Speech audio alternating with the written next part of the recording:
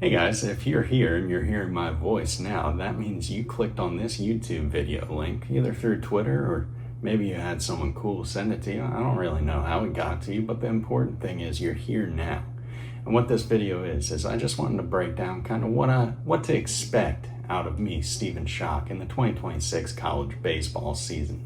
So I wanted to take my coverage this year over to YouTube. I took the year off from covering college baseball full-time just last season because I was getting a new job. I got a new full-time job. Then I wanted to get settled in, make sure, I'm doing a good job there. That way we could have that stability, that good background to share my hobbies with you, which of course is covering college baseball. So a little bit about me. My name's Stephen Schoch. I used to play college baseball. I played at a lot of different places. My career started off at Appalachian State University back in the year 2015 to 2016. It was my only offer out of high school. I was a chubby submarine pitcher, throwing about 84 to 85, 87 if I really had the wind behind me. But this was in the days of college baseball where everyone wasn't throwing 98 miles an hour like they are these days, which very fun to watch. Very glad I'm not, having to compete with that. I transferred from my freshman year to sophomore year to University of Maryland, Baltimore County. Go Retrievers, go Dogs. In that time, I did the old school, before the transfer portal ever existed. You had to put your name on a piece of paper, actually fill out some forms, and then you also had to call the athletic director to put yourself into the transfer portal, which that was a very weird call to make as a 18-year-old. It was just, hey, athletic director guy I've never met before, I'm not going to be here next year. It was a weird call. I remember that being a really weird one. But went in the transfer portal, had to sit out my next year. People will ask, hey, Stephen, why did you choose UMBC?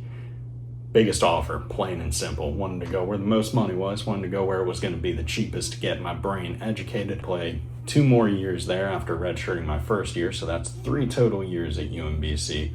Only 2 years of playing baseball, so I got an extra year. I got that grad transfer on deck because somehow I graduated. We're heading to the University of Virginia, so my second time transferring, that's where things get really interesting. So while playing at UMBC, I played summer ball in the Cape Cod League. I had kind of made a name for myself up there.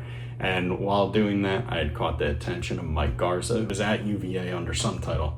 He was just my boy, Coach Garza. Love Coach Garza. But he saw me while I was at UVA, and I put my name in the brand new transfer portal, which easy process. This is where you just put your name on a piece of paper. You could send it to, I don't remember who you had to send it to in the athletic department. No words, no nothing. You just put that baby in, and it's like, hell yeah, you're in the portal. Where do you want to go? So I did that. Within 10 minutes, I had gotten a call from UVA, so I was like, yeah, no, that's my dream school. Let's go get a visit done. And went down there, visited it, had a great time. First year, COVID happens. And while this is going on, this is before the days of NIL and all that good stuff. So COVID happens, and I'm 23 at this time.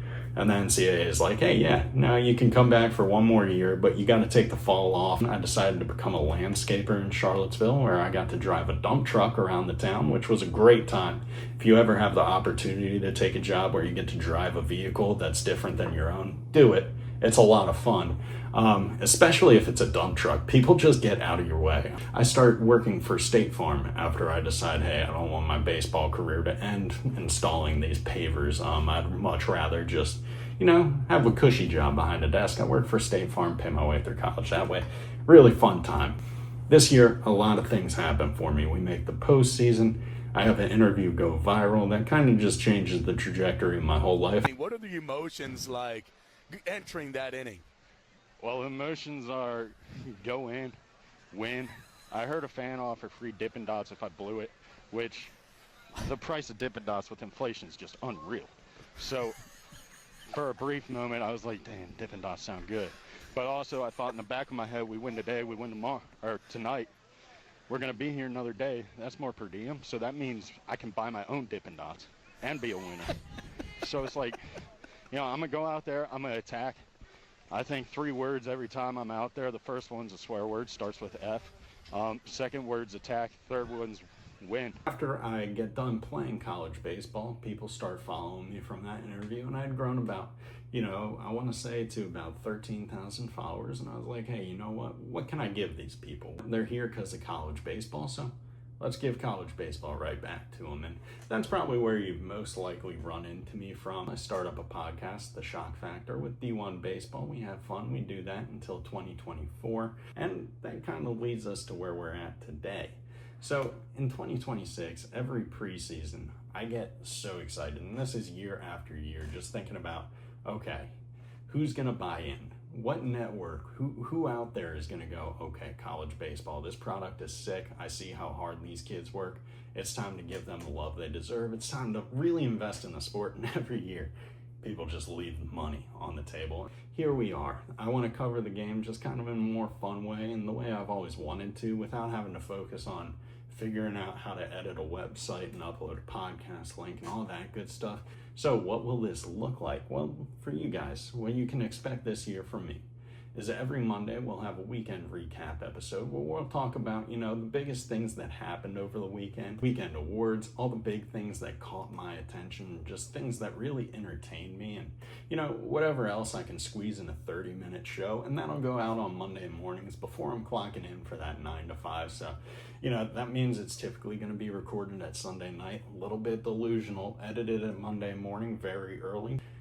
It'll be a weird one, but it'll be fun ones for sure. And then we'll have the Thursday weekend preview show where we'll just go over kind of some of the biggest matchups that you're going to want to keep your eye on, biggest movers, big storylines in college baseball. So, if there's guys who are leading in home runs and they're playing against each other. We'll also talk about the biggest matchups and just things going on throughout the nation that you need to be aware of. All the weird, we're going to cover it because that's what we're here to do. Again, make sure to keep your eyes peeled every Monday morning and Thursday evening. Forgot to say, the Thursday one will be in the evening. That'll be after work. I'll let my hair down, cut loose just a little bit before the weekend. That's exactly what you can expect from me. And this is something that I'm really excited to grow. I'm not very good at computers. I know how to tweet about college baseball games. I know how to talk about college baseball games.